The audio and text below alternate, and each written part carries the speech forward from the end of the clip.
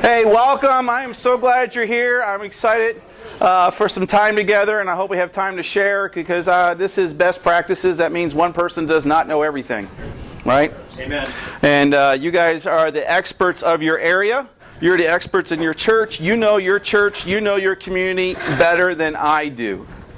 My goal here is just to help facilitate and help you to start thinking and also give you some practical things and to try to get you and using and leveraging systems. And most likely you already have systems and maybe you're not being intentional enough with them. And I want to help you to move that forward with that.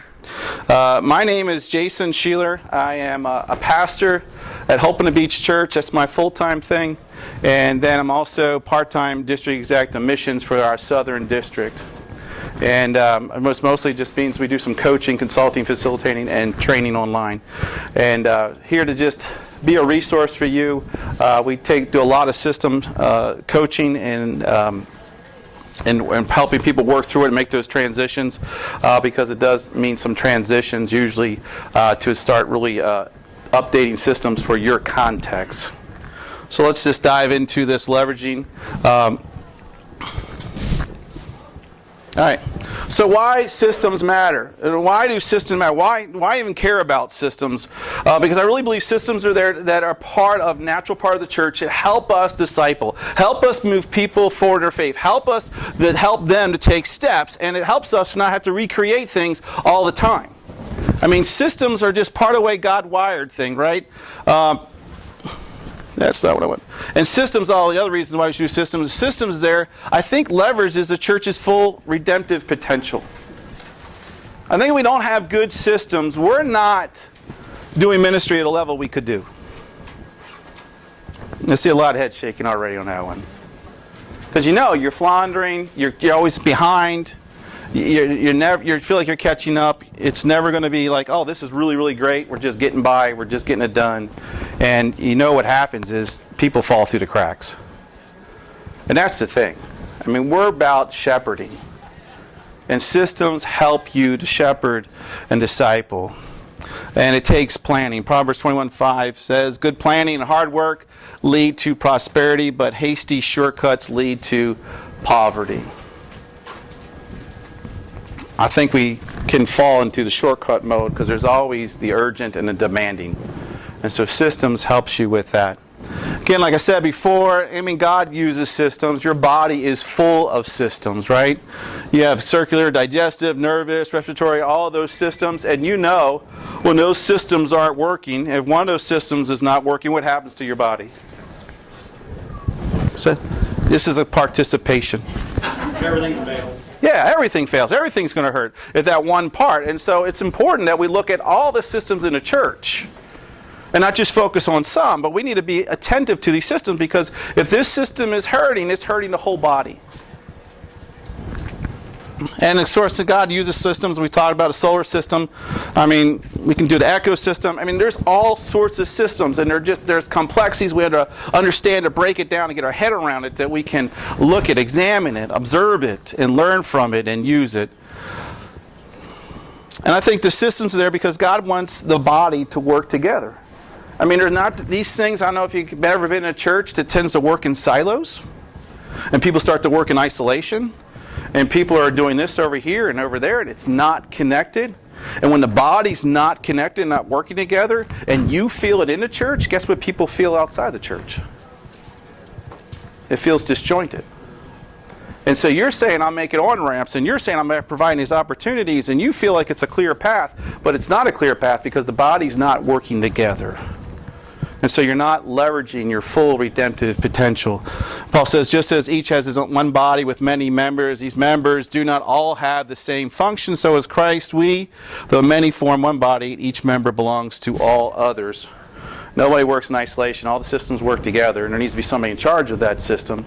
But those systems need to work with each other hand in hand. So that's one of the ways, just by putting them together, you can leverage your systems. Another reason for systems is this little quick acronym is the power in systems that it saves you stress, time, and money. When you're working together, You're not just being a busy church. You're not just creating more activities, more to-do lists. There is intentionality. There is reasons behind it. And you are working with others. And you're also going to save a lot of stress because you had this in place already. A lot of churches, we don't have plans. I mean, I work with businesses. I do a lot of stuff with Business Network International. And, the number one thing is people don't plan. Number two thing is people don't execute. But we know how to be busy. And the same thing in the church. We struggle with planning. We struggle with executing. Systems helps us do that. It forces us to do that. And when you learn and get through that and you start putting energy into it, it's going to save you a lot of time in the long run. It's going to save a lot of stress because you're not wondering, you're not anxious what's next. You know what's next. You know what's supposed to happen. You start building that into your congregation, to your body. So why do church systems? Number one, I kind of said already, it's to be intentional. By being intentional, then it becomes measurable. How do you know that you're doing well? How do you know that you are reaching the best goals you can? How do you know that you're improving? If you don't have a system, you don't have some measurable things that you can measure your goals, then you don't know. You're just assuming, well, it feels good, it seems good. Or churches say we're comfortable, so therefore we must be good. Well, how many guests do we have? Oh, I don't know. What's our percentage of guests? I don't know. How many of those guests come back? How many of those guests stay? How many of those guests become members? How many of those guests are involved in ministry? I don't know. But we need more people. Right? Well, if you don't know your numbers, this is Shark Tank, right? Watch Shark Tank. I love that. What's your numbers? You're out, right? Do you know your numbers?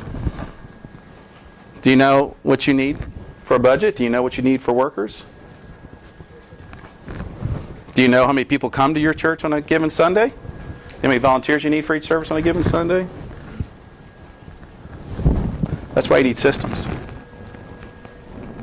We need to have a measurable way to really get a check of reality where we're at. It also develops mastery level skills and skills level. I messed it up. So, if I do the system and I work it, I start to develop that skill, and then I start to master that skill because I'm doing it over and over again. I'm not recreating it. I'm not changing it drastically. I'm tweaking it. And once you start to master, what does that enable you to do? It enables you to equip others. It's going to enable you to equip others because you're going to learn a system and learn it well and be able to give that off to other people. And that goes too. It's easy. It's repeatable and easy to train. And you can bring people up in it. So I'll talk the assimilation system first. The assimilation system is moving people from first-time guests to members. That's the movement we want to move them from. We want to bless the guests so the church that I go to becomes the church I belong to. I'm a big believer. I didn't write it up, but I'm really big on let's bless and help them belong, and then they will believe and become and bless. In that process, I believe we got to have an attitude of always blessing, an attitude of always helping them belong. So assimilations do that. So some of the questions you ask: what does a first-time guest experience from the street to the seat? And you probably have, we all have fresh eyes with this because if you haven't been here before, this is my first time here. Anybody first time here? Okay. How'd you like when you arrived at the church today? It's awesome. Yeah, it's awesome, right? That was a good feeling. How easy was it to register? How easy is it to get food? Right? How easy to find a bathroom? These are all questions people are asking. And you just had a first-time experience what it's like to be new, to come to someplace. How many people were nervous maybe in the bus ride over, car ride over, going, where am I going to go? Where am I going to be? What's expected of me? Some of you are brave enough, you just wore shorts anyway. God bless you. I'm from Florida, it's cold still. But no, I mean, what do you dress? What do you wear? How do you behave? What's the expectations? These are all the questions people are asking when they come to your church. How do they know? How do they know? And a question for your church I put up there, is our church spiritually ready for guests? Do we want guests? Are we expecting guests? Do you think this church wants you here? Yeah, because I got a name tag. Right? But no, they made it very obvious they wanted here. Even down to the kids, right? I mean, the kids are there walking around serving you and even putting on a bacon suit. I mean, come on, right? Really? I mean, that is a heart. So are you guys spiritually ready for people to come? And here's the thing, so do you have a welcoming environment? And I didn't put this up there, but we do not use the word visitor. Visitor is a cuss word in our church. You know why? Because when somebody visits you, you didn't ask them to come. A visitor, you want to leave. A guest, you prepare for. A guest, you want to come. And so we say we want guests. And so we want to make our environment welcoming. You're going to have to define that. What does that mean for a welcoming environment for you? But one of the principles is there that I want to make sure they're greeted, they're treated, and they're seated. Greet, treat, seat. Were you greeted here? Are you being treated? You kind of go find your seat. He kind of blew the horn on you. But I mean, it's a large crowd. But, in your church, people are looking like, where do I get? The brain is wired for survival. I don't know if you know this, but your brain is totally wired for survival, and it tries to spend the least amount of energy for survival. And so if things get confusing, that creates stress. Your brain will always drift to the clearest place. And if the brain is not positively wired, it always drifts to the negative thought, and you will always go where your most strongest thought is. And so if they have a negative thought, they're going to lead with their negative thought, even though how good it is. That's why you can have two people experience the same thing and have something different. And we all know it takes more positives to get rid of a negative, right? And most people I recognize coming are usually coming guilty. Not, oh, we get to go to church today. When it comes to guests. And so signage, your vibe, if you want music, you want lights, all those things, temperature.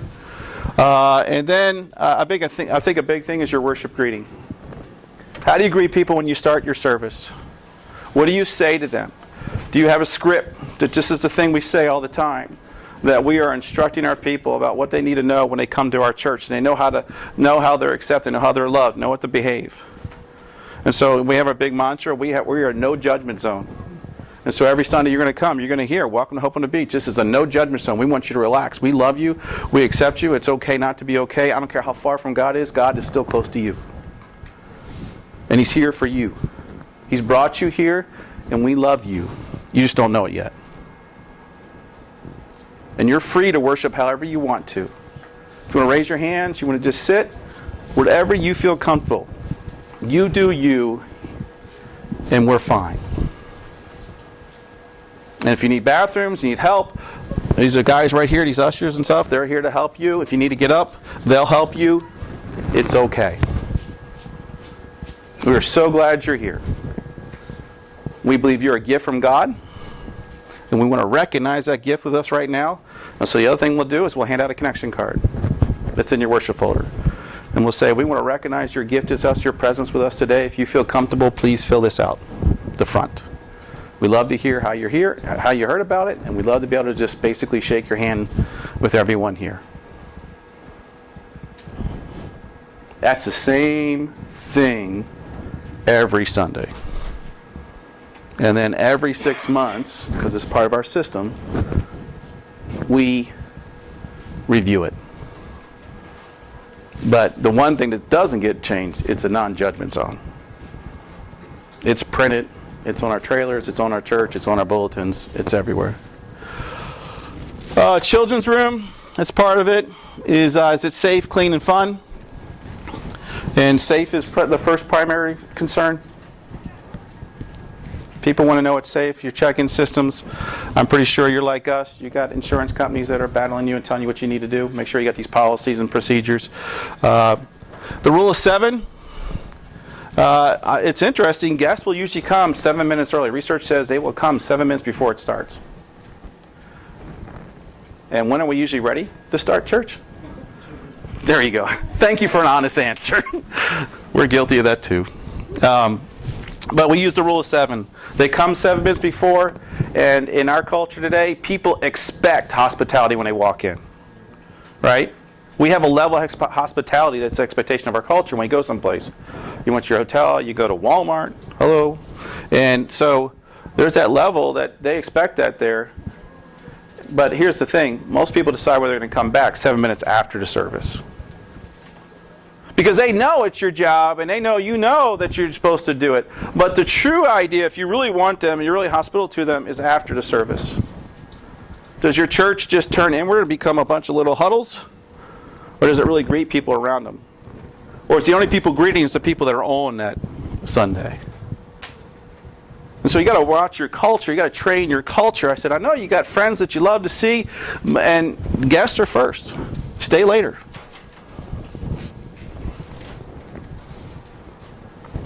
And then again, collect data.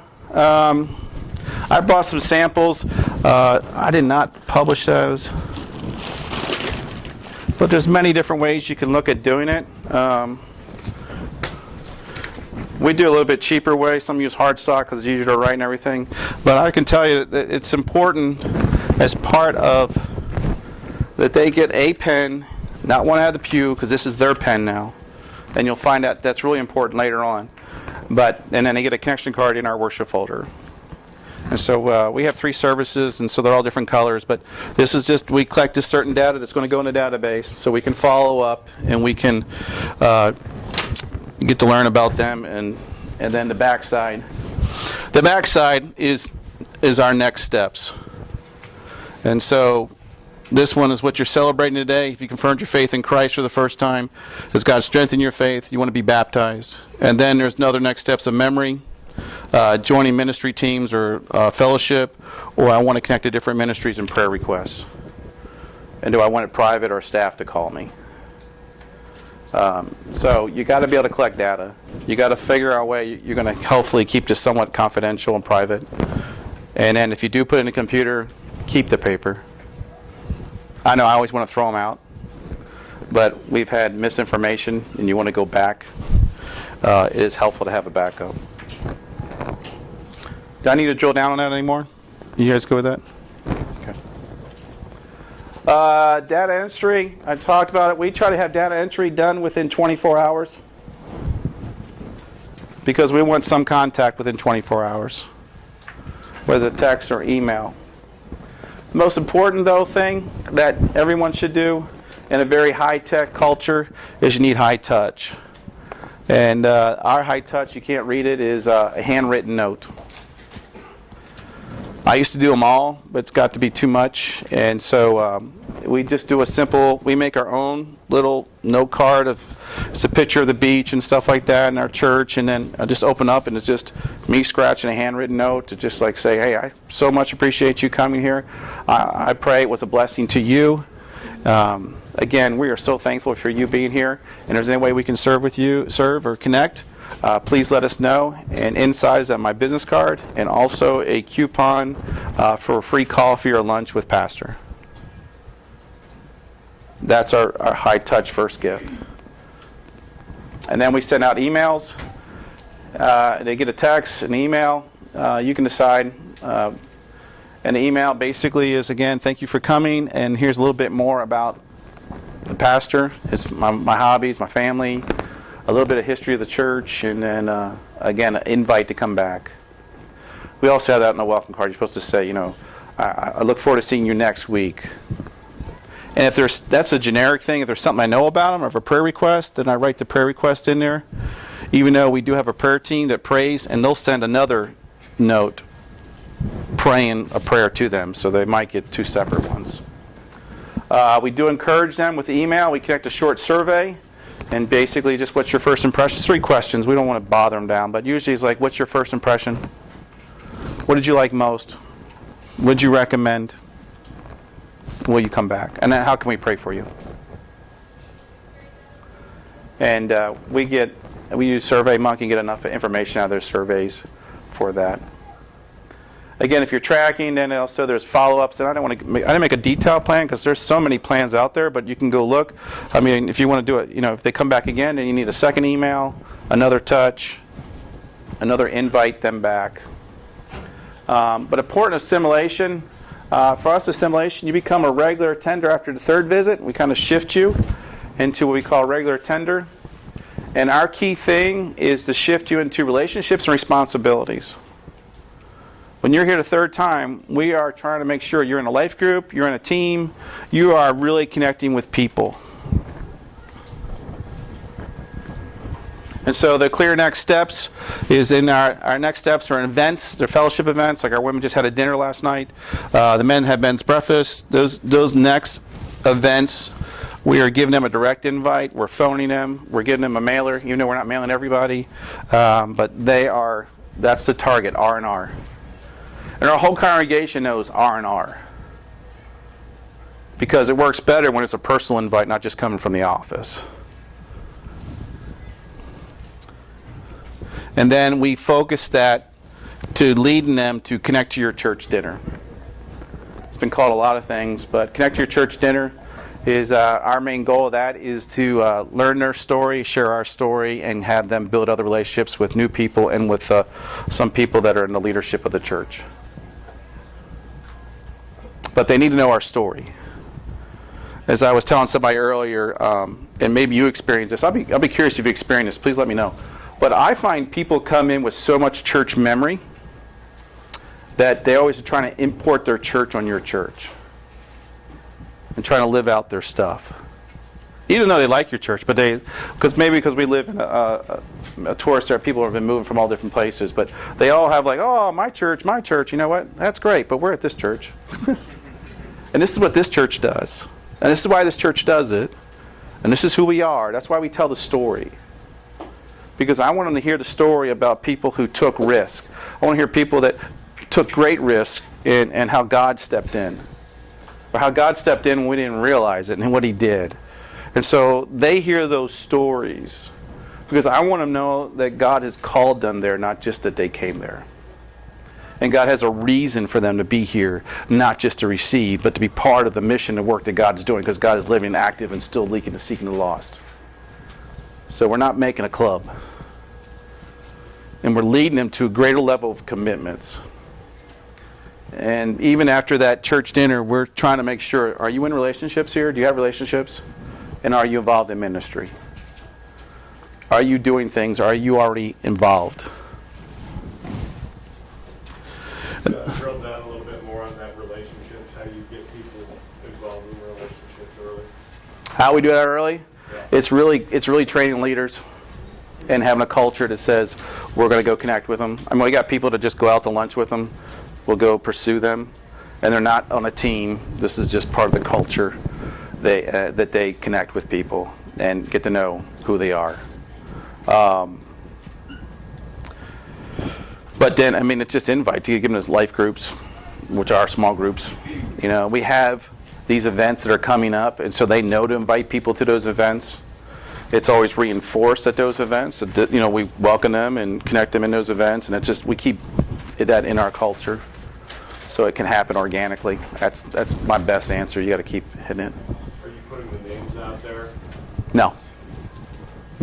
Well, we're a unique situation. So we're 3 different venues, but our venues go anywhere from 50 to 200. Well, except for Easter and holidays and everything. But our average venue only goes from 50 to it fluctuates from 50 to 150. So there's at least 50% core of our members, and then they just find out who's local and make connections.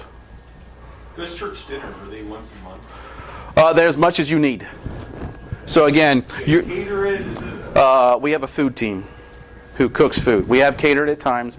We have a food team. So what I do is we basically have a pipeline. Again, if you're tracking your first time guest, second time, so you got you got regular tenders. And so I have a list of regular tenders, and when that list hits around 15, we do it. So we do about 4 a year. because I can only do about 4 growth tracks a year right now as our membership classes.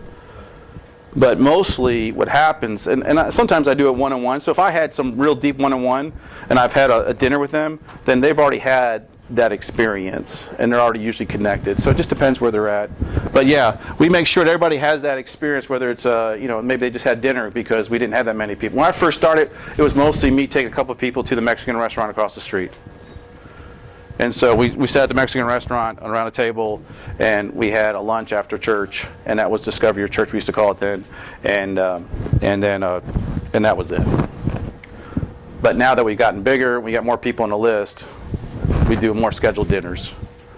So again, I'm a big believer. Jesus said, "Come follow me." He didn't say, "Let me teach you everything, then you're a member." So I'm trying to get people following quicker. And so we try to assimilate very quickly, trying to have no barriers, get the relationship, get the responsibilities, identify those areas where they can do that, and we'll talk about it later, and then get them in growth track.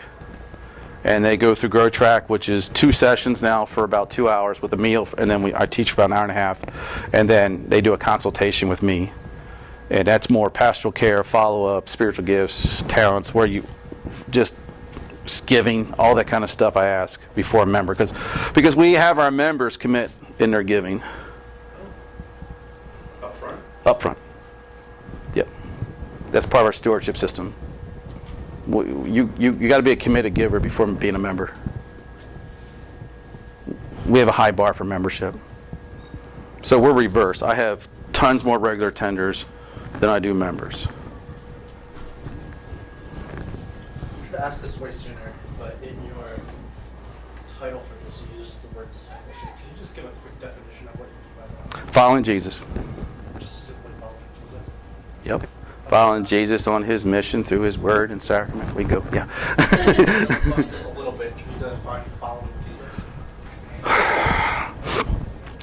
Having a vibrant relationship with him. So it's going to be, obviously it's going to be in prayer, in the word, devotion. But like a lot of people give a glimpse to the word of God and then look at the world. We want people to be looking at God and glimpsing at the world. I want people in an active relationship with Jesus where they're on mission with him, following him. I'll tell you later, one of our mottos is everyone's a missionary. And so when you come here, God's going to grow you to be a missionary. Our simple discipleship is we connect you to Jesus. We make sure we build spiritual disciplines in your life, and then we connect you to its church family, and then we connect you to the mission. So, being connected to Jesus is my simple definition of discipleship. I keep it simple. No, but they've been baptized. Yes, go ahead. I just want to ask, when you say second visit, third visit, do you know those visits based off the cards? Yes. So on the connection card, you can take one, but they circle which one they are. If they don't circle it, we know. And if they don't do this and they do an offering, we find out, and then we backfill it that way too. And does everyone fill it out? Everyone fills it out every single time. Even members, just put their name on it. Their address doesn't change, just your name. And if they don't do that, we write their name and we track them anyway. It's hard gathering information, so that's one of the goals. Like, how do you know you're gathering information? How do you know you're getting accurate information, and and keeping that information? That information is worth $15 a person, if you want to put a number to it. Having somebody's contact information is worth $15. That's what marketers pay for. So when somebody gives you that information, that's a huge gift. That's a trust. So, 2 questions, I think, at least.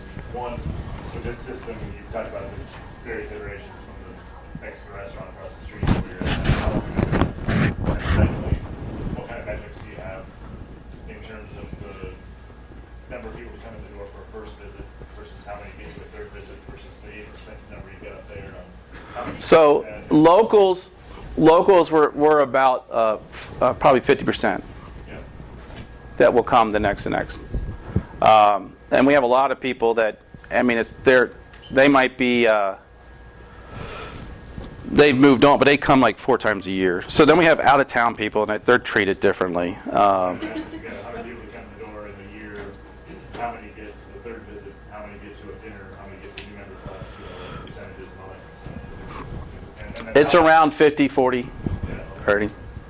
Yeah. Jason, you're unique if they don't know your story. You're in a very transit. Yeah, very transit. Time area. So, it's not like your typical home church. I'm experiencing it, I say that because I'm in South Florida. Yeah. So we get you about 4 months out of the year, you go back to Canada, you go back to New York. And We have winter. some of that too. We have winter people. We have people that have second homes here. We have a very mobile culture. So for a lot of people, we're a church away from church. Whether you're a snowbird, whether you are, this is a second home, or you come here for the summer. I mean, and they're all involved in ministry. And so, like, again, I give a handwritten note, and then it's a more detail and a gift. For the people out of town, they just get a postcard, and they write something else on that postcard. But we keep track of that, and we leverage that, and we try to pull them in at certain seasons when we know they're coming, and we plug them in. So we intentionally use that. But so there's out-of-town people, though. But right now, though, what's happened through COVID, we have about 20 members outside of our state who watch us online, who came here on church, on the beach on vacation, and now that we are now them, and then I've baptized their kids. We do online discipleship with them. They're in online life groups. So it's like another group orbiting that comes every once in a while. Personally. Oh, how long we've been doing it? We've been doing it for about 5 years, really good. We've been stumbling for several years until we, trying to adjust it. Yeah. You talked about developing a culture where even your non-leaders are being guest forward and stuff like that. I'm curious as how you develop that, especially with the transient culture, and how you maintain that, because that's not. That's the question. Teach. From the pulpit. Yep. A lot of pulpit. Are there other areas outside of that? It's reinforcing what we do. It's like I said, like we do a fellowship group. Like the women had a dinner before at the restaurant. They had 25 women there, and the one lady got up and she did a devotion. She welcomed people, and then they talked about their next step, and they also connected people. So I mean that happened at a dinner and restaurant. And so did you do a sermon series on it, or was it? It's in our DNA. So in your sermon. It's in almost. You'll hear it woven so many times. It's just who we are. It's in the DNA. You can't just I hit that topic. It's got to be it's going to come out a lot. We hit mission a lot. And then we always have a lot of mission opportunities that we're staying in front of us. So our life groups do missions, which I was going to talk about. So, I mean, we just keep it in front of us. Again, it's always connected to Jesus, his family, his mission. So we're always hitting it. So not a pastor. Yep. But working with a pastor, what are important things to help rise that to the level of getting into the It's got to be in him. What's his temperature? That's what I have later. It take the temperature of the pastor, will take the temperature of the mission in the church. If the pastor cares about it. So that's actually I think my other workshop. If the pastor has to be the lead missionary. If he's not leading it, why would somebody else do it? He's got to be out there. He's got to have stories. He's got to have times with people. Our church, it helps too, because we go to a beach. We leave the building and go to a beach. We leave the building, we go to a bar and do services. So we're doing 3 locations. And so people are going where they could be comfortable sitting in church, and they're going every Sunday to set up, and they're going every Sunday to do this. And we got to fulfill that mission. And they're hearing stories over and over again, what happens on these beaches, what happens in a restaurant, and then they happen in the building, and they go, oh, and then it goes back. But I mean, out there, the shift is ministry is greater out there than it is in the building. And when that's happening, or when I say I just go baptize 9 people because they came on vacation and God got them because they were just walking on the beach, that's why they stay on mission. They want to be part of that. So the people that you have go out and do these dinners and connect with people, is it a certain age of people, or is it multi-generational? Multi-generational. Okay. Oh yeah, everybody's the same. Everybody gets in it, and we don't have a great youth program, but we have people who love kids and love children, and they are the better youth program. They go take them out for ice cream. I was telling you, and they go meet with them. I mean, they do a lot of stuff I didn't even know about, which I'm like, that's cool. I don't want to know about it. It's great. Can you do one more question? What Yeah. do you do with those visitors? What's the follow-up? I don't have visitors.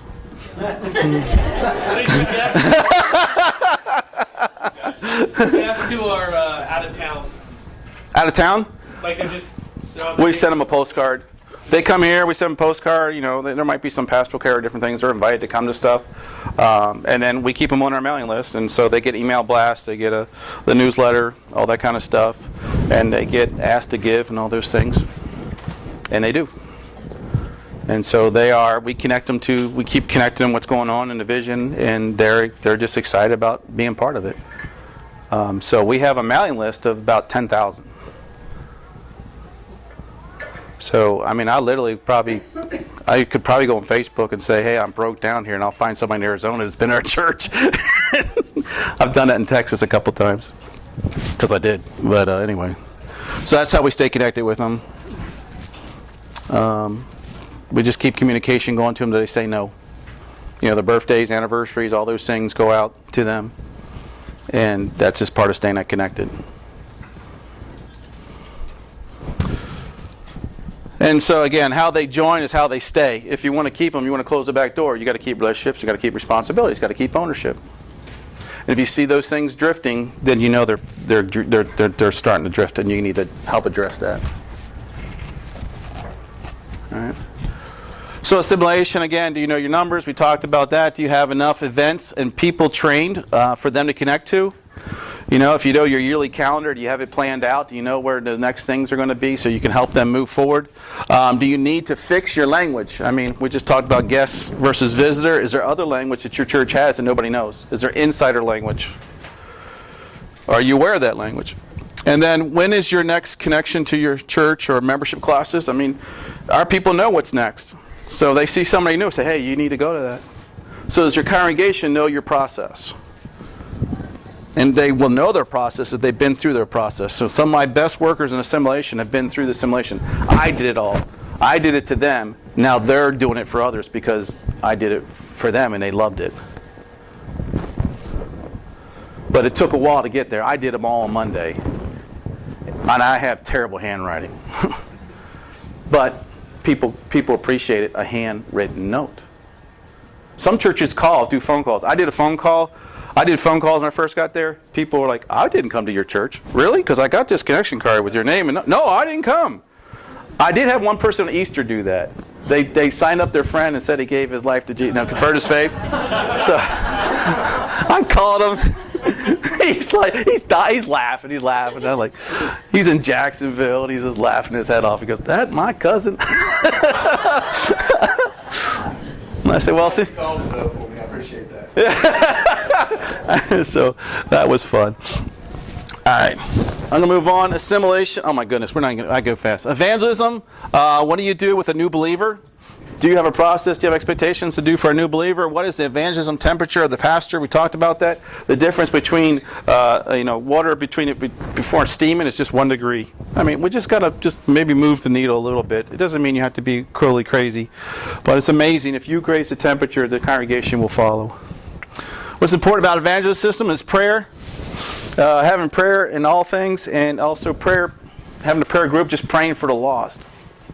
How much time did we spend just praying for the lost, praying over our community, doing prayer walks? Have your community prayer walks, starting to be aware of your environment and what the other people are who are not there. So you look for opportunity, what needs come out of prayer. Personal evangelism, I mean, there needs to be training. I mean, there's a bunch of options, the Romans Road Bridge, testimony, certain evangelism. We'll do service evangelism projects here, and we'll send people. We'll do treasure hunts. And I got a group of people that are asking to do a treasure hunt, and so I need to just take them out. Treasure hunts is you pray, and you pray for God to lead you to somebody that has a need. And literally, you ask for a sign, and you just pray. I've done this with youth, and you pray and wait till you feel like you got a sign to go for. It could be a color, it could be a dog, it could be somebody with a hat, and you pray what might be going on. And we were praying one time, this lady with a red hat and it was a red hat by a green umbrella. And we were at a shopping area, and it was a divorce situation. And so we prayed, we went walking around, and there was a red lady with a red hat next to a Starbucks umbrella. But she was on the phone. So we waited. 30 minutes we waited. But I was convinced because we didn't see anybody else. Then she started walking through the parking lot. We started following her. You feel the creepiness there, don't you? And And so she was turned the corner where it was like, no more stores, so I just stopped her. I said, I got to stop you. I'm sorry. We've been praying, and this is what we prayed, and we led it to you. We just want you to know God cares about you and your situation, and He loves you, and can we pray for you? And I said, you're a treasure. I said, you're a treasure of God, and can we pray for you? And I said, because our sheet says that there's a marital thing. She goes, I'm talking to my sister who's going through a divorce right now. So we prayed right there with her. So that's what happens on treasure hunts, stuff like that. The big thing is, do the people have tools in their hands? Do they have a business card that shares your services or shares Jesus with them? Do they have, there's a Jesus CD. Our church was big on handing out metal crosses. We handed out 20,000 metal crosses one time for a while. I mean, they just wanted to hand them out. Now we're doing seashells that say Jesus loves you and different verses on it. One lady paints, and we hand them out like tons. We have baptism rack cards. You have catechisms. I've given away more catechisms than I've ever done in my life in Florida. Why? Because Lutherans are weird there. We're a cult. And we got people from other places. So it's a big discipleship tool, which it was meant to be. So I got cases of catechisms. Our people carry catechisms around to hand out. It's expensive. CPH ought to do discounts. And then, the urgency, right? There is an urgency with it. And there's also, there's a time, and there's a seasons for evangelism that are higher than others. So you got to find out when the seasons are where people are more open in your area. And then that affects your preaching calendar. That affects your events, when you're going to do things, how you're going to do things. And so your church and preaching calendar are significant, right? We all know the biggest holidays, Easter. The other big ones, Christmas. And when I was up north, Mother's Day was huge. I mean, in the South, Mother's Day is not a huge time for church for us. I was disappointed. I was doing all these kind of mother things and trying to get moms to church and do all this different stuff and special things so we can help bring the family who doesn't come, that kind of thing. Hey, we'll go to church because mom really wants to go and this church is doing something. And then realize that, man, people just don't do that where we're at. So our biggest days is like, it's summer, July. We used to have the big fall kickoff. It's taken us 10 years to finally get a fall kickoff. There's just no sense in us down there. Fall doesn't happen. Our fall kickoff is October. So I was used to, August, September, do something. No. We did Reformation. We did a big Reformation thing. Did a big German fest. Did us worship outside on this park. And we had 1,000 people come. And we're a church of 100 members, okay? So just kind of give you an idea. And next year, we're like, we'll do this again. This is great. I said, guys, we got 1 year to be really proud Lutherans. I'm going to tell you, this 500-year anniversary is going to disappear, and we're going to be forgotten about. Well, then all the restaurants, literally next year we had German Fest everywhere. So, that killed that one. and then we moved into, we moved the partnership with somebody else. We do Christmas at the beach now. It's another outreach event / worship thing. So anyway. What is it that you can do? You got to prepare your people when you have those big events we call big days. And so we have those big days and we build up for those big days. And we're doing evangelism before those big days. We're doing prayer before those big days. So our big egg drop event is on the Saturday before Palm Sunday because our Easter week is way too busy. So we go off campus. We do a big egg drop. We have food. We have blow-ups. We have face painting and crafts and storytelling and games and all that kind of stuff. And we do about, 8,000 eggs, something like that, for a little over 1,000 some people. And that's our big outreach on before Palm Sunday for Easter, because Easter beach services, between all the services and stuff on Easter, there's no way. So we blow up to 2,500 on Easter. Promotion, you guys know about promotion, but social media marketing. What's his name? That one church guy just came out with that thing about social media doesn't grow a church and how to use it. It's pretty good. I wouldn't rely on it. It's just helpful to be there. We found for us, we did every door mailers. We've done. I believe that you should just do saturated evangelism. We should do every tool until you find your niche. Our biggest niche was political signs, yard signs. That won over everything we did. It's now shifted to Google page. And how do we know? Because I got a little guy on my website that tells you how if people click it, we get all the data of how they got there, why they got there, and then how long they stay and all that good stuff. So if you haven't addressed, I think Google pages are huge. So if you haven't addressed your Google page, think about it. If you go to a restaurant here, you want to find out what's around here, what do? You go to Google and it opens up the page, you look at the reviews.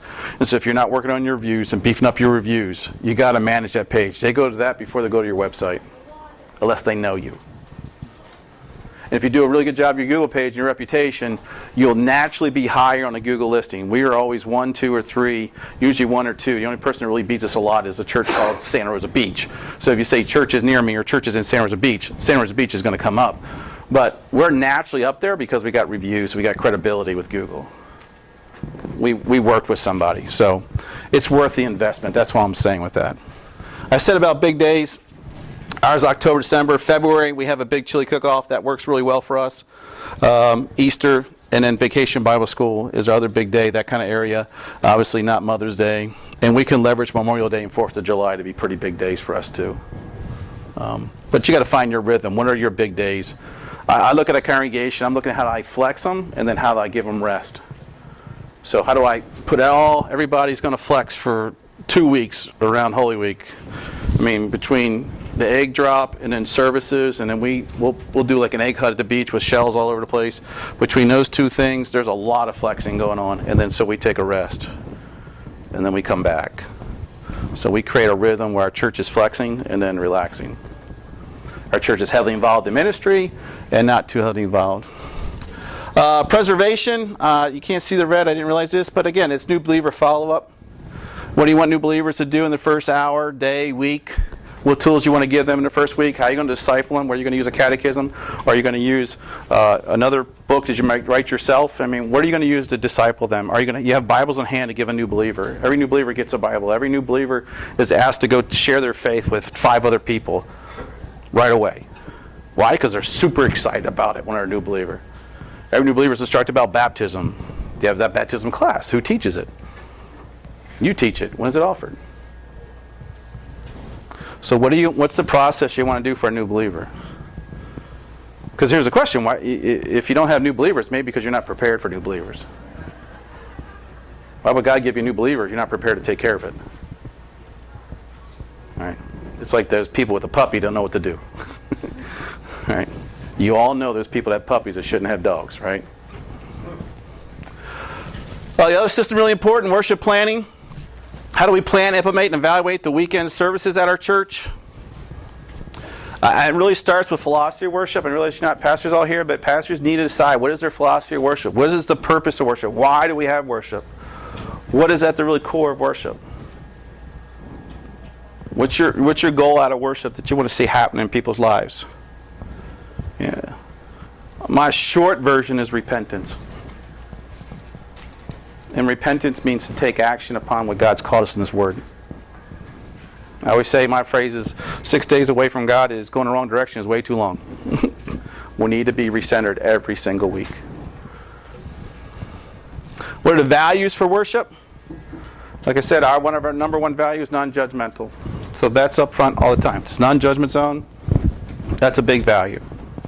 Values good music. Values biblical preaching. Values having fun. We're going to have fun. You know, our first service on Ash Wednesday that we actually did in the building, because we had actually another site, so we had 3 off-campus sites, and everybody was going to come for the first time in the building for Ash Wednesday service, and I knew it was going to be awkward because we got a bunch of people that know what they're uncomfortable in a church. So we did our first song with kazoos. We talked about making a joyful noise to the Lord, and praise God. What's that song? Praise God, all the blessings flow. So we did that with kazoos. They had a blast. It took the fear out of everybody, anxiety, and we just took that word of making a joyful noise and praising Him no matter what, and it just moved into the rest of the service, and then went to reflection, all that kind of stuff. But my point is just that we have fun. We're going to have humor. We're going to laugh. We're going to be real. We're going to be transparent. It's going to be hard. It's going to be direct. It's going to be long. Biblical preaching is we preach for 40 minutes. And the reason is because we don't do Bible class. because the schedule doesn't allow it, and we need to deal with deep topics while we have people there. I just don't think that model works when if you have a church of 100, and you got 100 in worship, and then you go to Bible class, you only have 50, and I have pastors say, well, I can't talk about it on Sunday, but I'll talk about it in Bible class. Well, what about those other 50 people?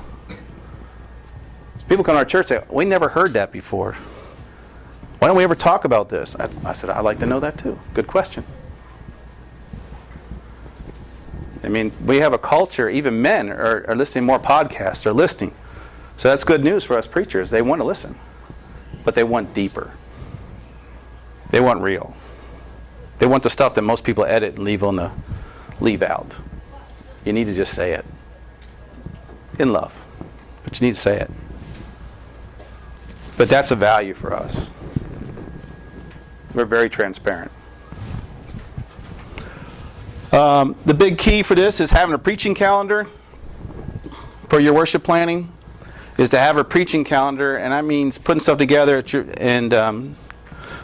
not just putting something together, but putting my best to it. I mean, you can preach and pray. I'm amazed how we pray, we get together, and we push out as far as we can on the preaching calendar. And it's usually a 9-3 rhythms me. I can do 9 months school year, 3 in the summer, or sometimes it's 6 months. Well, we try to get out 6 months to 9 months and be far out. So we know what we're preaching, we know the text, we know what the theme is. And what I'm amazed is when you do that is how many times that's exactly what you need at that time.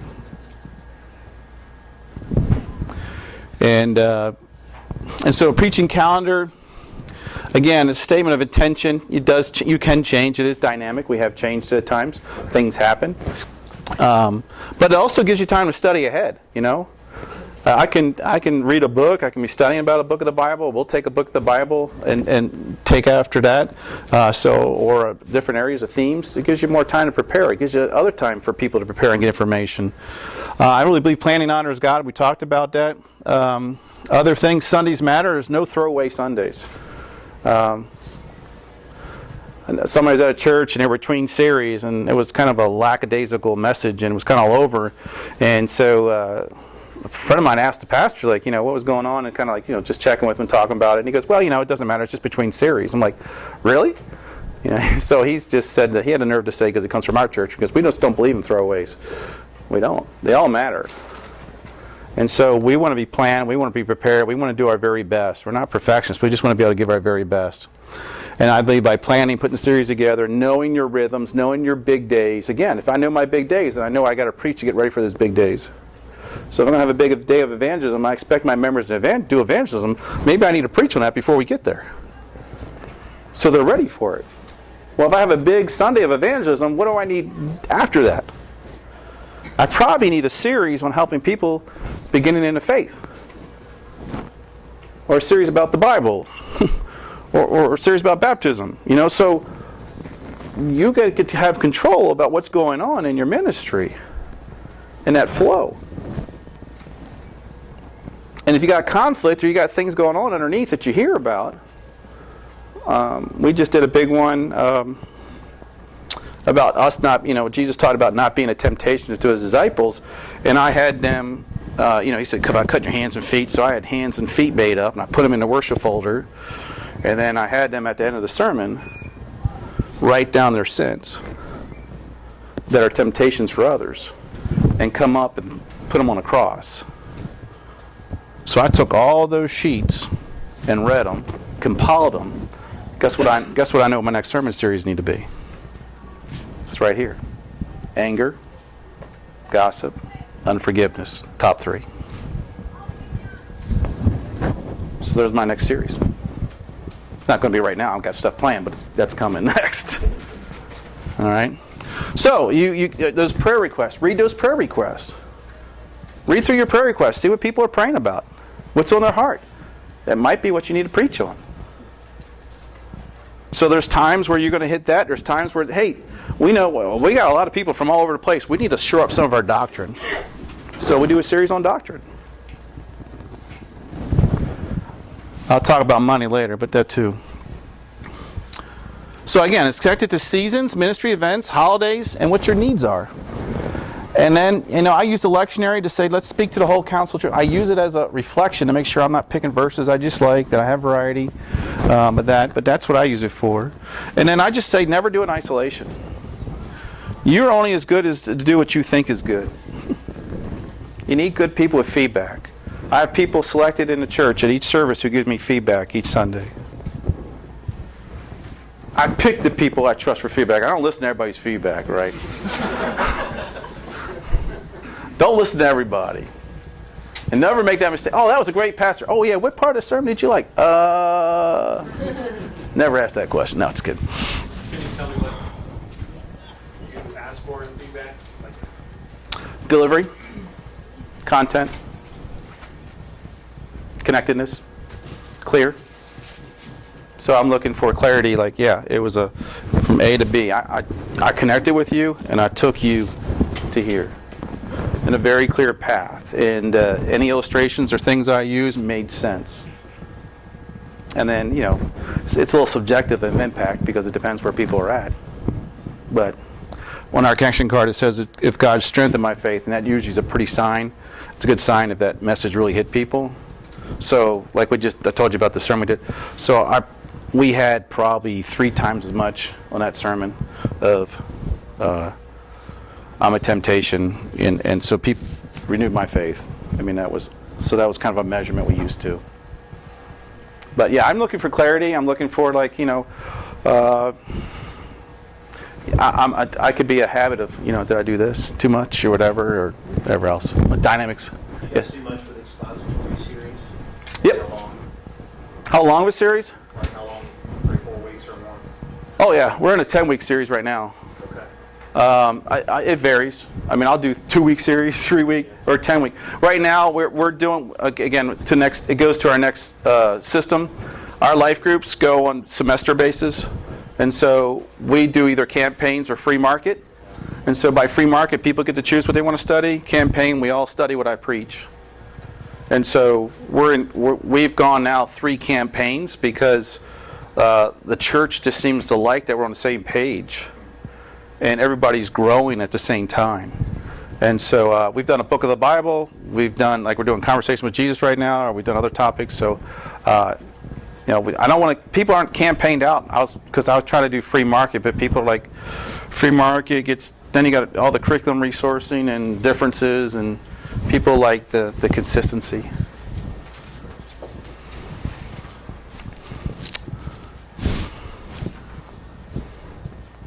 Then you prepare and do your services. Again, if everything's playing out, removes the gun feeling to your head. With prayer, it's important as you're conducting them and all that. You got your deadlines. We use scripts that outline everything. That's our term for all the details of who's doing what, when, how much time it should take, how things should transition. All that's walked through. We're a simple service. Other people, if you're doing light, it gets more and more complex. Who's doing the bulletin, graphics, projection, all that stuff, connection card. That's all part of that system. So what I encourage you to do is list everything you do on Sunday morning. Just make sure you have your deadlines, who does what, laid out. It's really clear. Nobody's wondering who's responsible for what. So it makes sure it's happened. I'm a big believer, never preach once. The first service should not be your trial. My mentor says preach on Thursday, and so you can just relax. I still preach on Saturday. I have an outline done by Tuesday, Wednesday, and I percolate it and I take notes. But I still, some reason, our schedule is Saturday night. I'm in there. I'm praying. I write. I preach once or twice, and then I wake up and do it in the morning. 3. I'm a big believer also in manuscript. I know it's great to do memorization preaching, and I appreciate that, and I think it's good. And I'm not studying my script or reading from my script, but I'll just tell you, when you're preaching multiple venues especially, you need to have that to hold for the time and all that other kind of things. But I just find that people who don't do that don't develop the thoughts sometimes deep enough. And then they can also wander a little bit more. But there's something about writing that makes you develop deeper. Don't read the manuscript, but definitely worth writing it. And then when you get done preaching it, because you maybe changed it as you preached, go make your adjustments and then put it in your files for later. I already told you about feedback. Then you make sure all your volunteers are ready. That's part of the worship system. They do all the volunteers for all the venues. Whoever's leading that system's in charge of that. So each system, just so you know, either has a staff person or a lay leader to it. Every system needs to have a leader. And then the next part of the worship system is improving and evaluating. And this is simple questions you ask. Celebrate what went right. What went right? Let's celebrate it. Let's capture that. What went wrong? What was missing? This didn't happen. This was supposed to happen. Where was this brochure? Where was the certificate? Oh, we're supposed to have this when we hand the stuff out. What was confusing? Maybe it was a shift in a service, or we were blessing and commissioning our leaders, but it was confusing. If you were a guest, you didn't understand because you didn't introduce it right. You just went right to the commissioning. You didn't help people that were guests understand why you're doing this and who these people are, and you didn't kind of help them to be known by those people and all that. So we ask those questions every week, and we also had another question which I forgot to put on there. Was we always just say, "What's God doing?" What is God doing something in worship that we've kind of noticed? All right. Anything about worship? I know this is high level, but I'm just... Stewardship system, developing generous givers at your church. So is there church confidence in handling the funds? Is a question you need to ask. Is the budget process a joy and follows vision? Or is it what we did last year? We just changed the amounts. And do you have multiple ways to give? That is a big accelerator. And so we've moved to stocks and other things, and we're starting to move to Bitcoin just because people use it. I kind of look at things, this is kind of like if there's a ladder there, so if somebody's, I say, under the curse, withholding their blessing.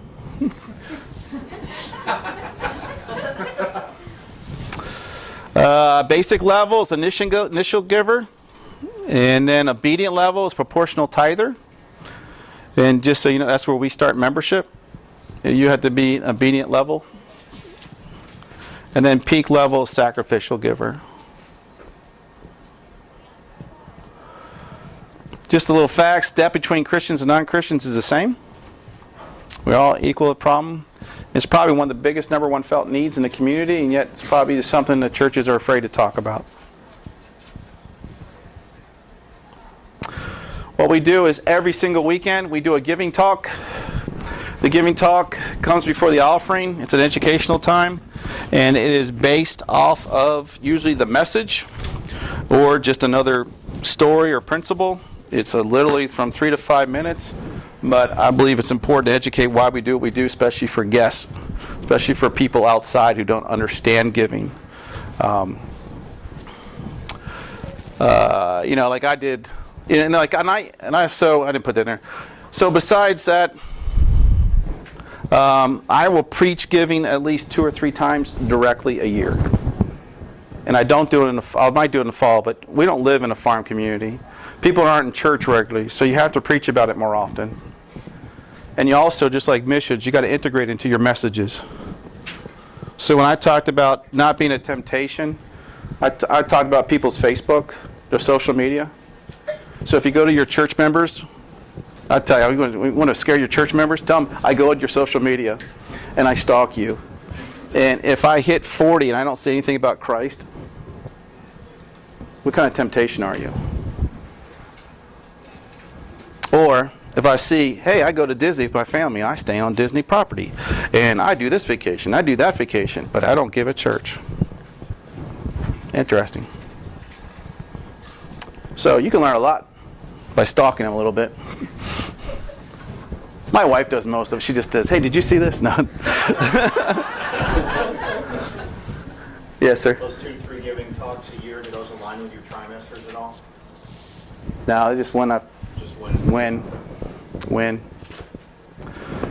We did a little fun, like we did an extra capital campaign to Above and Beyond at the end of the year, so I did a giving talk. I'll usually do giving around Christmas because people are in a giving spirit. So between Thanksgiving and Christmas, there will be some intentional giving there. Plus, people are getting ready for year-end giving. And I talk about giving first, and so I have a few people in my church right now who will tithe right in January. But our year-end giving has just done this, and so we're trying to hopefully move it out. But what we do is every worship folder, we don't do envelopes. Every worship folder gets an envelope. Yeah, it's this big because I want a big gift. That's why. And it's true. We use smaller envelopes. Want the bigger envelopes? Our giving went up. I know that's stupid. I don't want to put up "Thus saith the Lord" to it, but it did happen. Okay. And so they can use cash, they can use credit, they can go online, they can do text to give. We have all those things, but all that is in here. But this is in their worship folder with a pen for every single one. And so every Sunday we're holding this up. We're going to explain something about giving, and then talk about it, and then give them time to fill it out, and then collect it. So if you want copies of these, we did make a few adjustments on these. They're older ones because we redid them, but we print them. We get them printed. Yeah, because this is our old thing. We were New Beginnings, Lasting Friendships, and Making a Difference. That's old. So this is our old stuff and our old Lego. So you're welcome to take them and modify it, but it give you a starting point. But again, it's not in a church pew. It's not, oh, I don't have a box. It's for everybody. Everybody gets it. And if they don't use it, they just throw it back. And what's nice is that I have a connection card, I have an offering envelope, and I have a pen. These are old pens. You can take one too. And I can throw all this in the bucket and act like I'm giving and do nothing. So it helps the guests to have something to throw in the bucket when we come around. We get empty envelopes too. So it's all right. They get used. So if you give a gift, any gift, I don't care how much, you're going to get a thank you note and an email. Regular givers, I think the key to building up from just initial givers to get regular givers is electronic giving.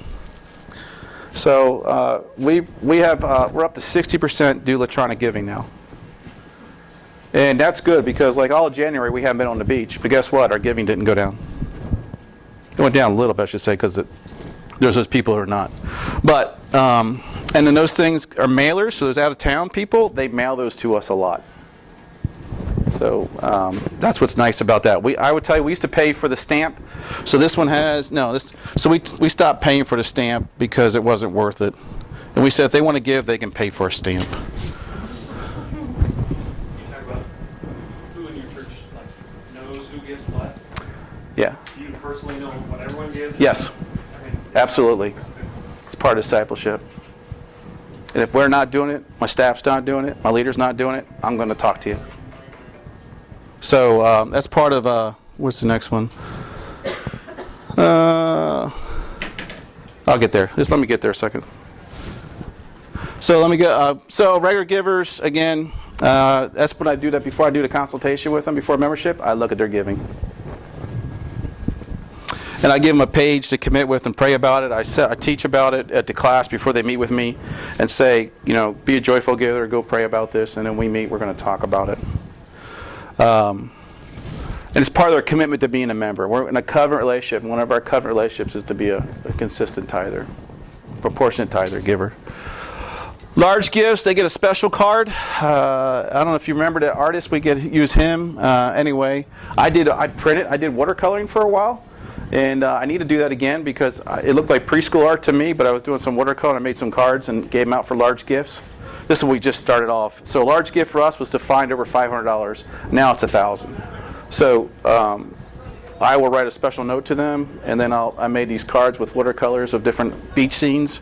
And I thought this is the dorkiest thing. But I went to one of those members' houses. Guess what's on the refrigerator? My preschool art. There we go.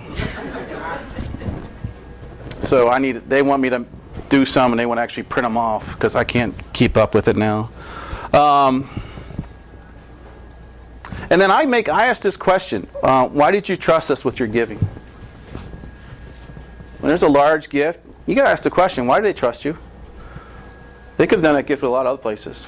Why did they pick you? Also, just one of the things that I had to clear up when we were doing things, our people gave the March of Dimes and to all the other organizations, and they thought that was part of their giving and tithing. And so I had to do a lot of education with that. So listen to what your people are doing, and you got to teach them. Like tithing needs to go to the house. Now, if you want to give above, great. God bless you.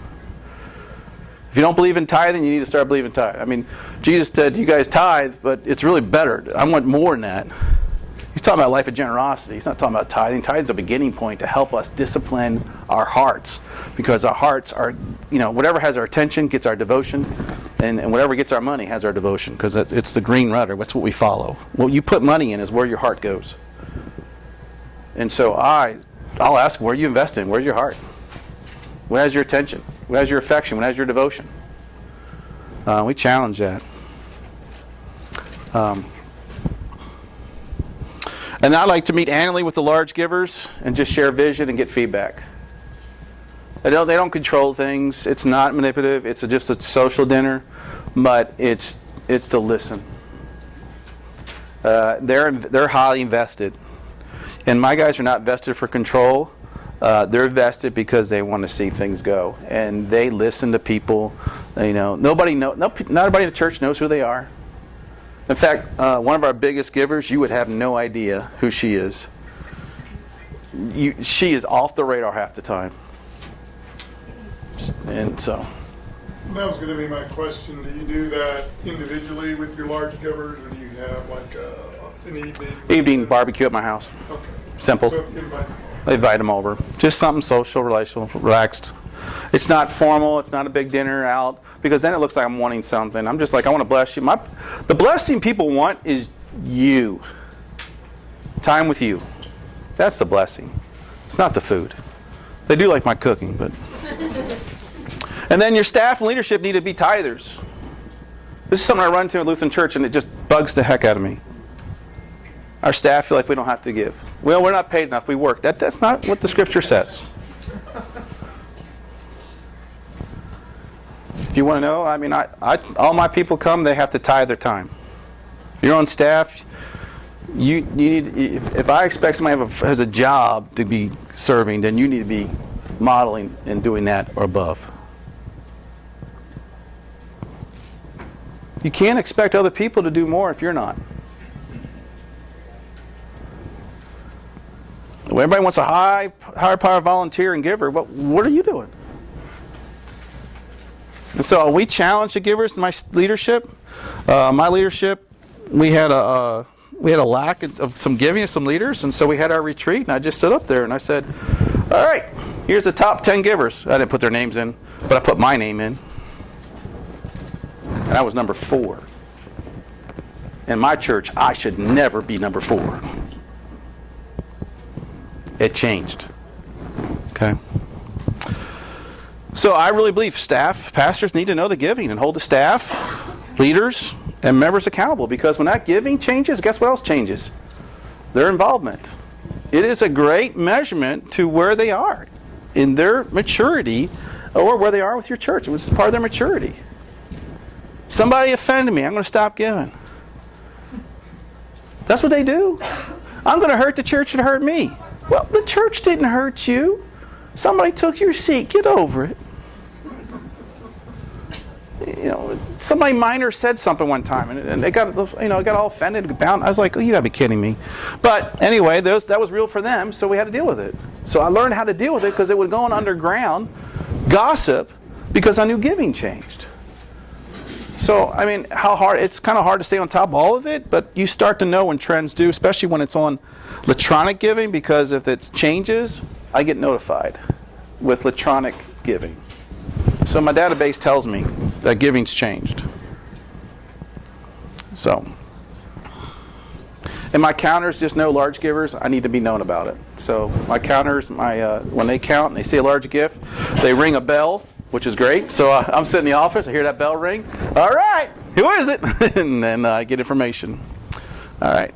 Any questions about that one in stewardship?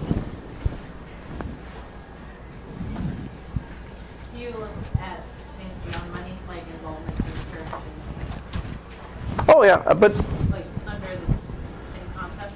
yes, it's all evaluated. We evaluate everybody where there's at. So we know who our core is. We know who our to be core. That's part of what this system. No, that's not. Yeah, no, it's next with ministry. Is identify where people are at and where they need to move.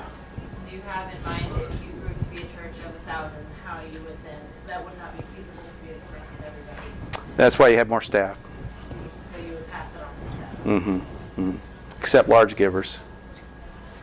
So there's a huge church that the Lord, he does, well, he knows about all his, basically you're going to pick a tier to deal with. So you're going to deal, the senior pastor is going to deal with just the leadership. And then you're going to have other people going to deal with some other levels. Leadership and staff. That's not going to change if you get larger.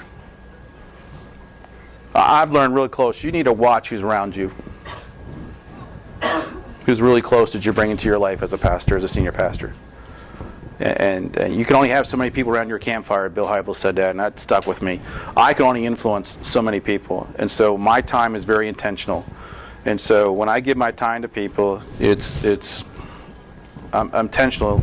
Unless there's an emergency, I'm coming up. But I have a select group of people that I'm going to listen to. But I'm only going to listen to people that are walking with integrity, that are walking with us, following Jesus. If you're not doing those things, then I'm not going to listen to you. You can yell, you can scream, you can go to everybody. I don't have any credibility to your word. You don't have buy-in. We sacrificed a lot to start this thing. Those other people sacrificed to be there. I listen to them. I don't listen to other people. Just to ask about the story of implementing this system at that church. We just do it. Did you bring it in, or was it pre? No, I brought it. I brought all these systems in. So this is a restart. This had 12 older senior citizens with no plan, no budget. I literally sat with a napkin and made a budget and said, I think I can make it in a year and a half. And this is a group of people. We started spending money that yelled and screamed and hollered at me. And literally, and they hated the envelope change. They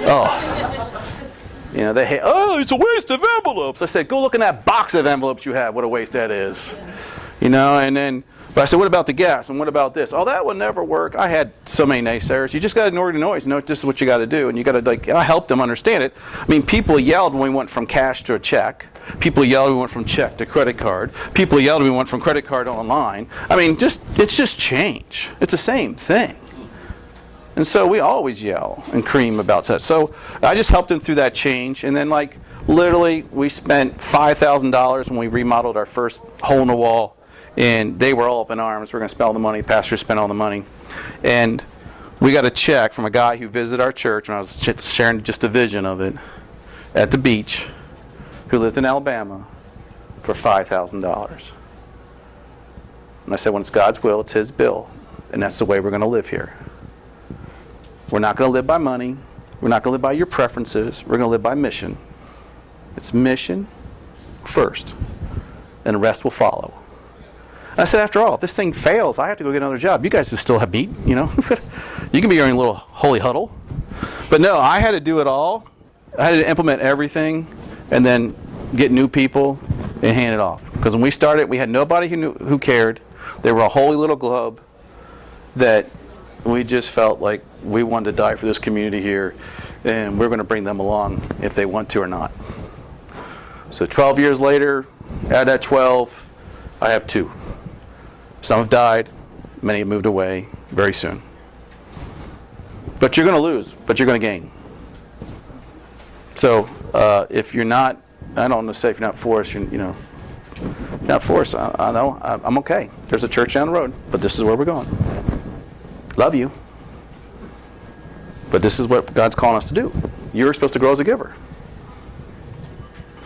And so, the fruits of it are there. I could throw you numbers, but I don't want, I believe that just these systems have helped us a lot and move people and disciple them in their giving, in their maturity, in their trusting God. One of our favorite sayings is, God can do more with your 90% than you can do with 100%.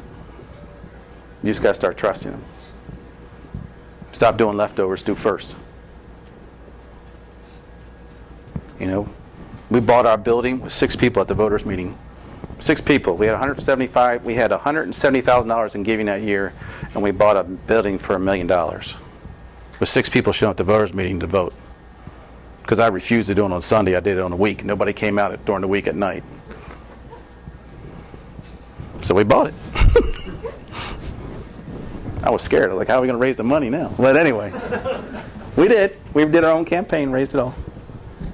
But we just teach and preach and lead. And you lose people, you gain people, and God brings the resources. My favorite story. This is my favorite story. We moved in the building. You get the story I'm going to tell next week. Next one. But we moved into our building, and literally our giving dropped when we moved in the building. You figure it'd go up, but it dropped. For 6 months, we were on a shoestring. In July, which was our big month back then, our giving was bigger in the summer than it was, and our fall was the worst time. So I was like, Lord, you got to turn up the summer because fall's coming.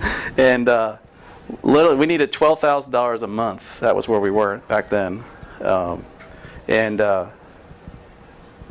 were like July 4th was like 2,500. It was like 1,000. So we're at 6. I'm like, this is terrible. We got one more Sunday left. The next Sunday comes, we want to get 1,000. I said, we're in trouble. We're going to have to start cutting. Literally, I get a phone call that week, and a lady calls me and says, I want to meet with Pastor. And my wife says, oh, come on over. And she's like, no, he needs to come to me. So I go to her. She's in a barber shop, little hole-in-the-wall barber shop. I go in there, and she says, I've been praying. The Lord told me to give you money. I said, oh, well, I appreciate that. And I've been praying too for you. So literally, I got a paper wrapped bag of money wrapped in newspaper. So I thought she's a barber. I said it's a bunch of ones. So I prayed with her and we talked a little bit. I went back to church. I brought the 2 people there together and staff. One was a counter, and I said, let's open this together. So I opened it together. It was $5,000. It's what we needed for that month, and then our giving changed for the rest of the time. It's not always in the church where God brings the money. All she knew is that this church cared about its community, and that's what she said. I just know you care about this place, this community, and God put in my heart to support what you're doing. She's never been to our church. She still hasn't been to our church. So those kind of stories is what we do at Connect Your Church, because I want them to realize you can trust God. And we did as a church, and we stepped out with this, and this happened, and we stepped out, and this happens. Once you get change going, you get change going. Systems help you keep creating change. You got to get that over that hump of change and intentionality, and people start to see it, and you start seeing results. Because I'm measuring it. I can show results because of this. Look, we're doing this, and things are starting to happen. The outreach. People say, oh, you did that outreach event, but nobody showed up at church. It's not the point. The point's to bless. To help people where they're at. So we measure it now, but how many Bibles we gave away, how many conversations did we have. So I meet with all the volunteers afterwards, and I say, who'd you talk to? What happened? Who'd you pray with? What encounters did you have? So again, that's how you keep that culture going. How many Bibles did we give away? How many tracts did we give away? It's not about who came to church. That's not the motivation. Church is a fruit of them connected to Jesus. We got to get from, hey, you got to be here to be right, to like, hey, you're right now. Help you with Jesus. And then trust the Spirit to bring them. Or send them to another church. Maybe we're not the church. That's okay. I'm okay with that. We have sent people to other churches. I've asked pastors to buy me lunch because I sent them people. We moved into the building. We had 15 people that wanted. They go, well, now we're in this building. We know we're not going to get a real church, so we're ready to leave. I said, let me help you. And so I sent them to another church and handed them off because they wanted to be in a church building, and they realized we're never going to get there. I said, okay. I love you. It hurts, but that's where you're at. God will bring somebody else. Mobilize volunteers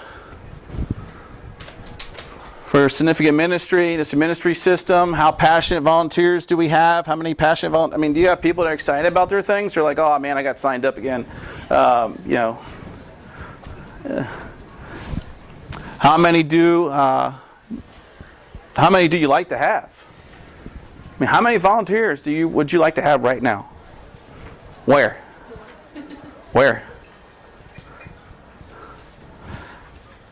And what are we doing to make people want to serve?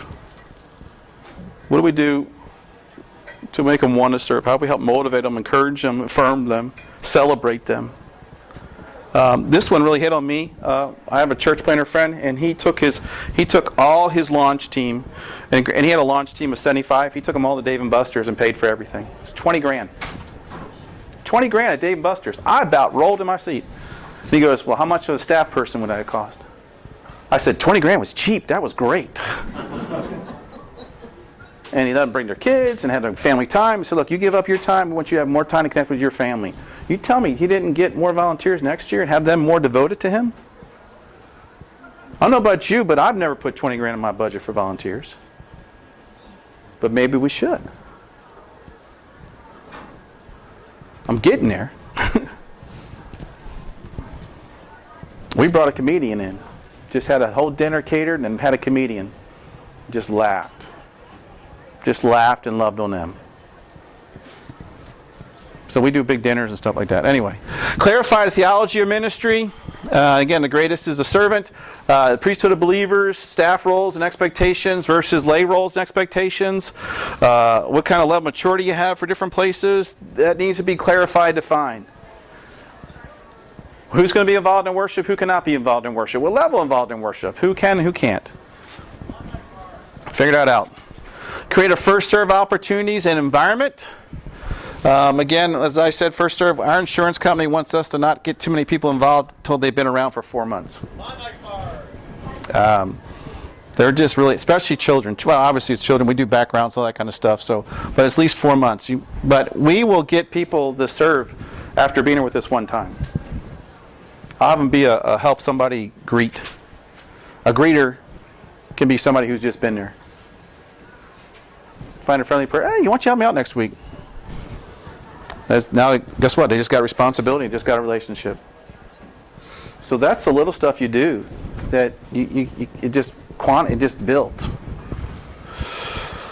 So you cultivate the ministry pipeline. Again, where people start, where you can lead them, like nursery helper to become a teacher, then be a coordinator, then be the leader. So you have different levels, you have different progressions, and you have different criteria that you move people up. You do that for coaching, and again. And then this is an interesting rule that seems to be really effective: 30, 50, 20. 30% of your people should be resting, while 50% are serving on a given week, at least 1 hour a week, and 20%. And then free up 20% for evangelism. In small churches, we wrestle with this, how we use our energy of our volunteers, because we don't become too ministry focused that we take away from evangelism. And also, which we're not going to have time to get into, life groups. So you got to be careful how you're competing with your ministries and stuff like that. So that's why that ministry calendar is so important. Celebrate achievements, invest in your volunteers. And your best leaders are going to be leaders that come through your systems because they've been through the system, they know the system, so they can already tell the system because they've been in it. And then small groups, I'll get real fast here. We've been talking about it. How do we fill, reproduce small groups in our church? Any questions, how many regular tenders and members are actively involved in a small group? Ours is 70%. Am I competing against our own groups with other ministries? Sometimes, yes. Are groups healthy and meeting expectations? They are now. We killed 2. But they are. And so for us, we focus in July. So when your time to really focus on it, we evaluate last semester, set goals in the calendar of when they're going to be. And we decide between free market and campaign. And we start developing the ask and who we're going to ask.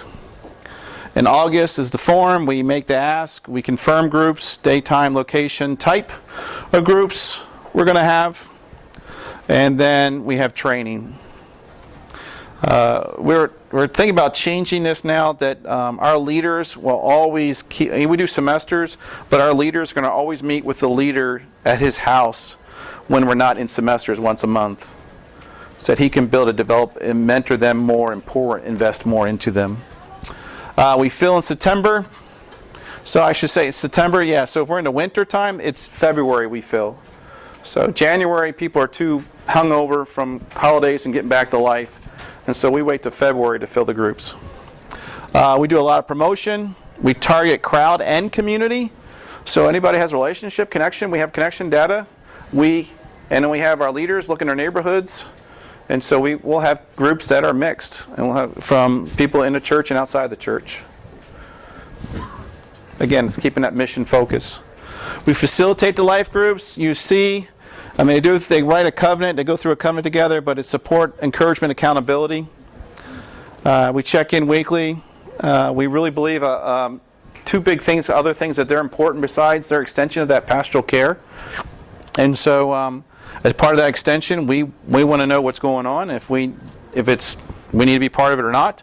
But also upline. If there's a pain or if somebody has a hurt, frustration of the church, they need to send it upline very quickly so we can address it. Somebody has questions. They're on the ground. They're getting people where they're maybe get real comfortable to say something they don't like or anything.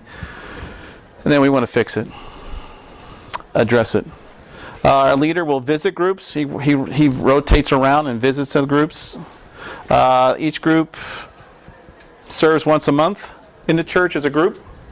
That works sometimes. Sometimes they're on different campuses, so they don't all serve together for us. But if you're on a church with one campus, maybe they can all take a greeters and they can all do this. And then they have a mission.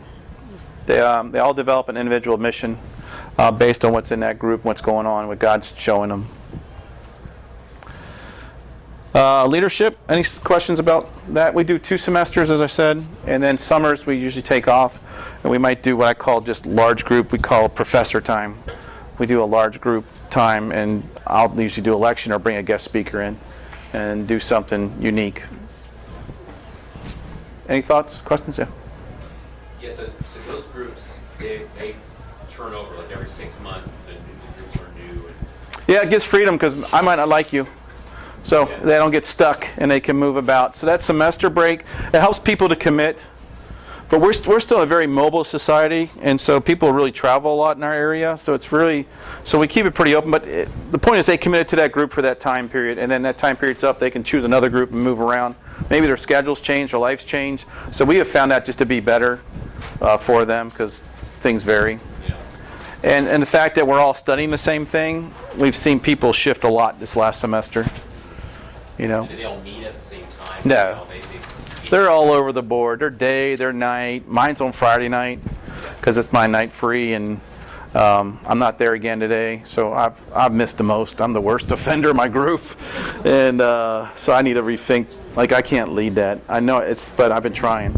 But anyway, yeah. And people, so people can join sometimes late too. But we try to keep it committed in that time, and so the leader dictates when it's meeting, where it's meeting, all that. We don't, and that just helps to meet different people. Yeah. Do you encourage your leaders to continually invite people in, or do you try to have set their groups? We try to do a set, but they tend to be open in case there's somebody that has a need, or like we have a winter guest they're in town that they can pop in, they have a relationship with, just because it affects the group dynamics. For the sharing. Plus, our groups they go through questions based on the sermon right now.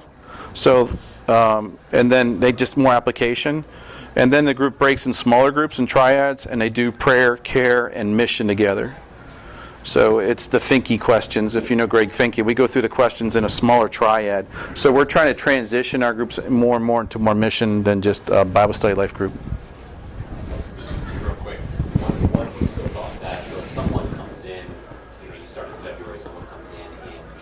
Yeah. You try to get them then into those life groups, or is the idea that they stick with it then?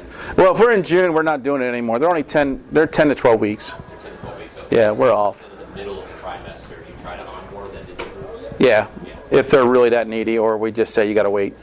Okay. Depends on how big the need is. And if we got a group that meets. We have been holding our groups like in 12, but we register about 15. I'm thinking about changing it to 20. Just because we got so many people to travel and in and out. It's not like up north where our group was. Up north, our group was always pretty much there. Down here, they're just in and out, or they got people coming. Yeah. Just to kind of help just get some foundation for me, because we have a whole bunch of different small groups right now at our congregation.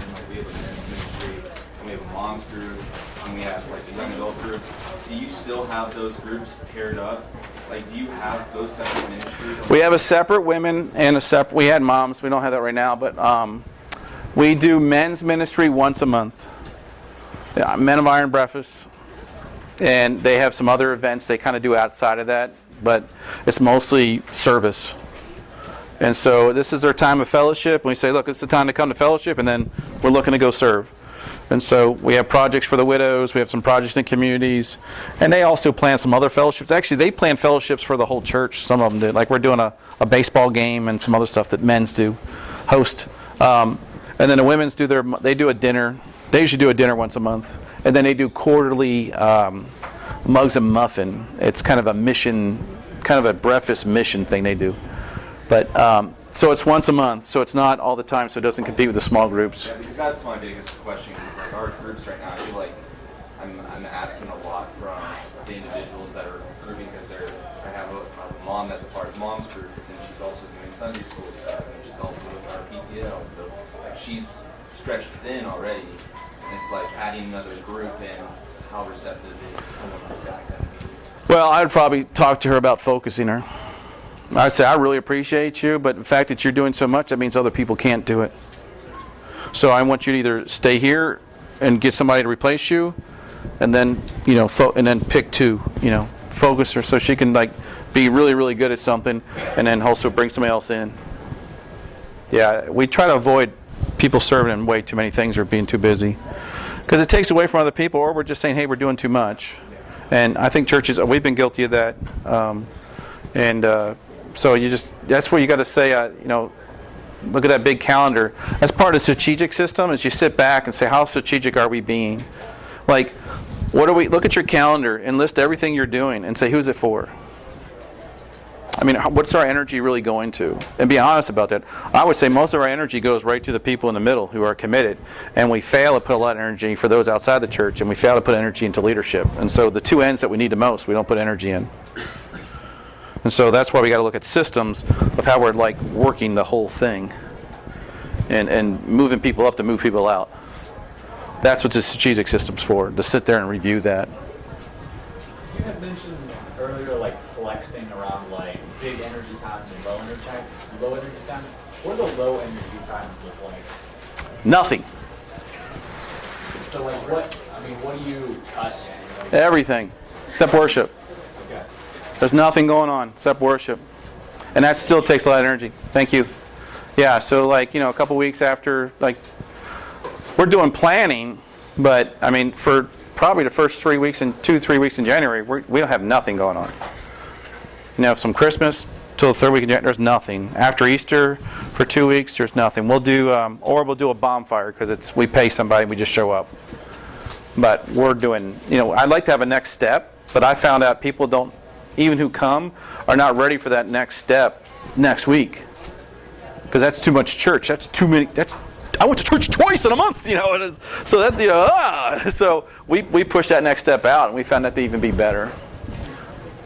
I thought it had to be closer, and so that gives us time to relax, and then do something else. In like July, we're down. Now this year we're doing some barbecue pop-ups. We're going to neighborhoods and we're just cooking, just to bless people. But that's a few people. That's not a heavy. I mean, we're just not any program. Like June, July, we canceled VBS just because we've been so busy that it was like, nope, we need to relax. We need to take the summer. Summer's crazy with people anyway. It's okay. We'll just focus on worship, do more planning, I do more connecting with people, and then we build up till like October's our big event. I mean, September life groups and all that will start, but October is our next big outreach event. So we can rest.